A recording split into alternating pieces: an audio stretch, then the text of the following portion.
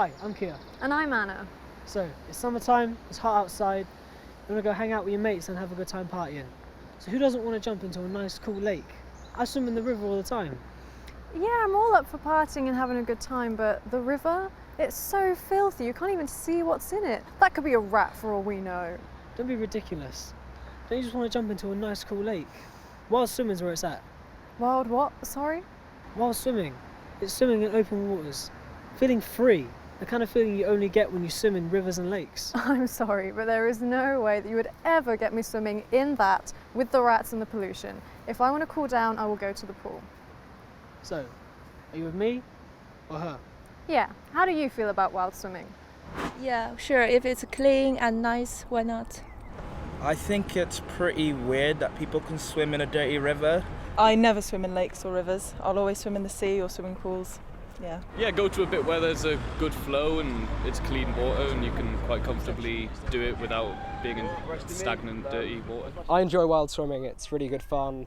It's a good excuse to hang out with your mates, a place to meet, you get to enjoy the river and sort of make the most of what's around you. So, a lot of different views.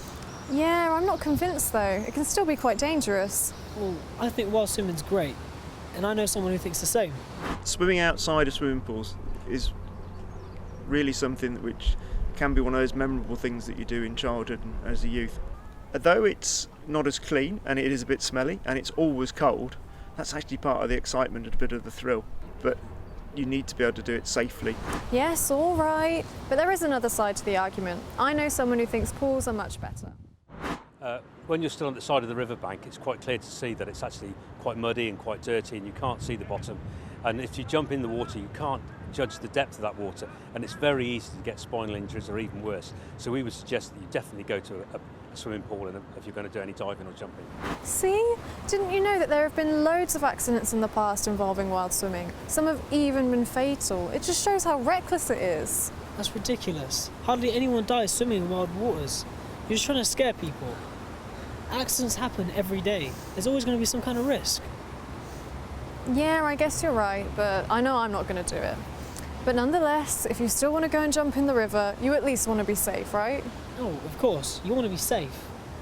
So, what are the dangers and how can we be safe in these waters? Using the river and other open spaces for swimming is really quite pleasurable, and it's been done by young people since time immemorial. But it comes with a great deal of hazards, not least of which is that it's not a contained environment. You don't know if there are any obstacles in there, you don't know about its purity. I'm here today to talk to you about why not to swim in open water, but why to go to a public bathing place which is supervised. The guys are here today to practice water rescues, and that if somebody fell into the water that they could actually rescue them out under all circumstances. They're very fortunate today that the sun's shining and that they've got the ability to come on a nice day. But generally when they come down to venues like this, it's pouring with rain, there's lots of high winds, lots of high water levels, lots of faster flowing water when rescues are really more difficult. Two of the big dangers that you've got on the river, which are different from a swimming pool, is the swimming pool has ladders to get you in and out, so it's easy to get in and out of the water. And then the other big danger that you've got other water users, such as boats and craft.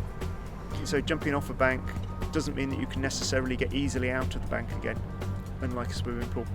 And that in itself can lead you to become tired in the water, make it much harder for you to get out safely.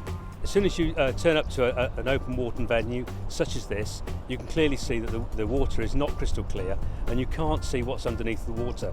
It could be that the water is much deeper than you think it is. There could be stuff underneath that actually you can get stuck on, such as shopping trolleys, push bikes and that sort of thing. So there's lots of things underneath the water you need to be aware of.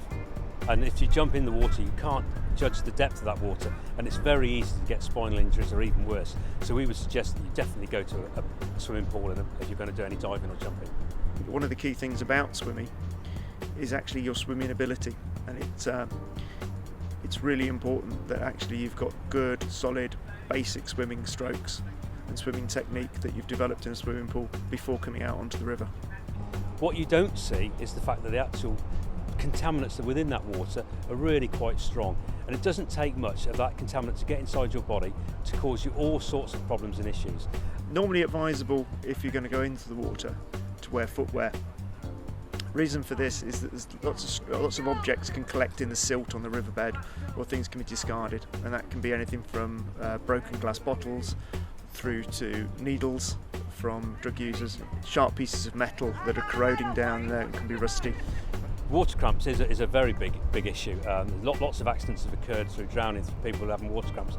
People that enter the water that think that actually their ability is a lot better than it is, and even if your ability is quite high, you get into the water, you've got that sudden coldness of that water, and it can cause cramps. Those cramps can set on really quick, and if you've swum out 10-20 yards from the bank, there's absolutely no way you can get back, and then you can got yourself in a real lot of trouble. One of the big hazards for swimmers is after they've had a heavy meal, or if they've been using drugs or alcohol. This impairs people's ability to swim and makes it much more likely that there could be an incident. Quite often these incidents can lead to fatalities. People swimming in water like it is today, they see the sun shining, they can see a bit of fast flowing water, and they actually think by jumping into that weir they can use that flow and actually have a bit of fun and a bit of a jolly using that speed of water. What they don't see is actually what's happening underneath the water surface, where what a weir is it's an actual change in levels. So as the water comes from upstream, it actually causes a circulation of water underneath the water level. So you don't see that, and it becomes almost like pretty similar to being in a washing machine. You could go into that part, get sucked into the bottom, and you just get tumbled over and over again. You don't get spat out the other end, you don't get that fun of being racing down the river, and actually you're entrapped underneath the water and you can't get away. Swimming outside can be really quite a social occasion, and actually that's probably the best way to treat it. If you swim as part of a group, or whether you've got somebody on the side, or somebody at least knows that you're in there and you're there as one or two of you, that's much better than swimming alone, because if you do get into difficulty, you've always got somebody that can then raise the alarm or come to your aid if they've got the skills to do that. Probably not the best idea to just jump into a river.